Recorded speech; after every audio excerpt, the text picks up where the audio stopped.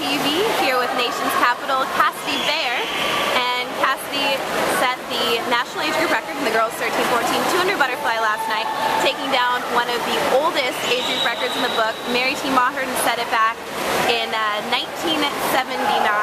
So Cassidy, I mean, you've been swimming events up and down at this meet, all over the board, but you know, the highlight really was that 200 butterfly. Yeah. Was that the event that you were looking forward to most? Absolutely. I was so shocked with that time. I was trying to go 57 high, but my dad and I wrote down some times before in the hotel and really thought them through every 50, and turned out to be 156.01. So that was your goal going into it was to break the record. Is that right? Yeah. No, it wasn't. Okay. It wasn't. Okay, yeah. But you exceeded your expectations. Yeah, absolutely. So what was your reaction when you saw that time on the board? I had to ask a couple people a couple times if I really got the record. It's actually on my mirror back at home. I look at it every day.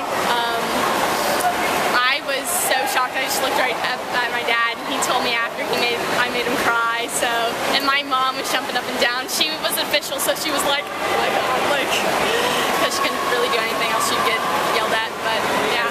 Gosh, and you know, so what do you think this is going to mean for you as a swimmer, you know, for the rest of the season and then long term? It gives me a lot of confidence going into more swims, how I can look at other swims and feel about the swims. I got really nervous before, and now I know what it feels like to really get that 156. And again, I'll just make another pitch. Coaches, what can you attribute your success to? Excuse me? What can you attribute your success to most? Before you leave the pool today, make sure that you scratch your event. To like who? No, see, I mean your own personal training or in practice, like what do you really focus on to make sure that you are successful? We did a lot of 150s in practice, and I was focusing on really getting that second 50 not too far behind of the first 50, and not having it drop right to a 30 and keeping it at a 29. So that's what I was mostly working on and focusing on. And what about type of sets you do to train for the 200 fly in practice? We're doing a lot of tether with the cords going across with fly, and then after that we do some sprint sets with fly. Like I said, 150s we're really working on for the 100 and the 200. But we did have a 1 week where we did straight to every time after practice we do a 200 sprint, and I got down to a 201. In practice, impressive. Yeah. Yeah. So you really felt pretty confident in your training going into absolutely. Yeah. And I mean, so even though, would you consider yourself a butterflyer?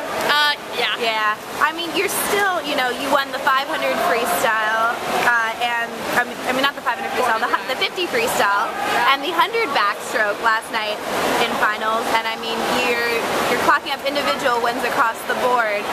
So, I mean, overall as a swimmer, what do you think your biggest strengths are?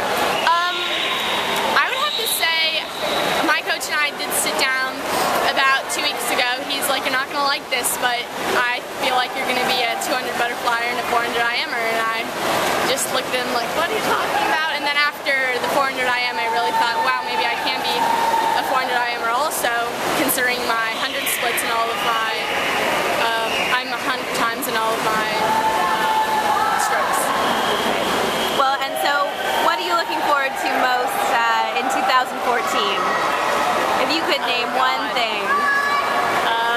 Well, the Olympic trial is in 2014, is it? 2016. 2016?